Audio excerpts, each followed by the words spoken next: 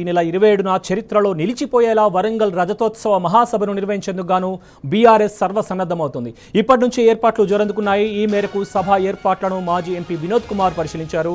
అటు రజతోత్సవ సభను దిగ్విజయం చేసేందుకు గాను రాష్ట్ర వ్యాప్తంగా గులాబీ శ్రేణులు కదం తొక్కుతున్నాయి.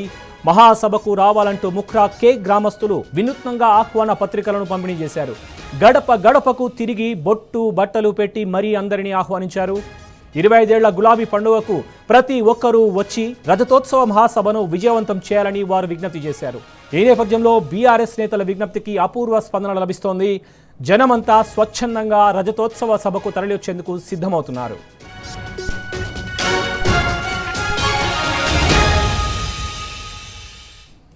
వరంగల్ రజతోత్సవ సభ గురించి మరిన్ని అంశాలు మా ప్రతినిధి రవికాంత్ అడిగి తెలుసుకుందాం. Ravikanth, good evening. చెప్పండి, బీఆర్ఎస్ రజతోత్సవ సభకు సంబంధించి మీ దగ్గర ఉన్న సమాచారం ఏంటి?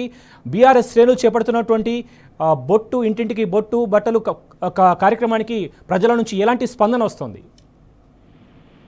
శోభన్, తెలంగాణ రాష్ట్ర వ్యాప్తంగా అంటే టీఆర్ఎస్ ఉన్నటువంటి బీఆర్ఎస్ ఏర్పడింది తెలంగాణ ప్రజల కష్టాల్లో నుంచి, వాళ్ళ ఇబ్బందుల్లో నుంచి ప్రజలు ఎదుర్కొంటున్నటువంటి నీళ్ల సమస్య కావచ్చు, అనేక సమస్యల పరిష్కారం కోసం ఉద్భవించిన పార్టీ టీఆర్ఎస్. ఆనాడు ఈరోజు బీఆర్ఎస్ గా మారిన సందర్భం, ఆ బీఆర్ఎస్ సంబంధించినటువంటి 25 ఏళ్ల పండగ తమ కుటుంబ పండగ, తమ ఇంటి పండగగా ప్రజలంతా భావిస్తున్న సందర్భం మనం చూస్తా ఉన్నాము. ఇవాళ ఆదిలాబాద్ లో ఏదైతే బొట్టు అక్కడ ఉన్నటువంటి వాళ్లకు బట్టలు పెట్టే కార్యక్రమం కావచ్చు, ఉమ్మడి వరంగల్ జిల్లా వ్యాప్తంగానే అన్ని జిల్లాలకు సంబంధించి కావచ్చు, సన్నాహక సమావేశాలు జరుగుతున్న సందర్భంలో ప్రజలంతా బీఆర్ఎస్ సంబంధించినటువంటి 25 ఏళ్ల వేడుక రజతోత్సవ మహాసభకు సంబంధించి చెలో వరంగల్ సంబంధించి ఎల్కతుర్తిలో నిర్వహించే మహాసభ కోసం మేమందరం వస్తామంటూ ప్రజల నుంచి స్వచ్ఛందంగా వాళ్ళంతా కూడా అడుగుతున్న సందర్భం మనం చూస్తా ఉన్నాము. ప్రధానంగా ఒక వాహనం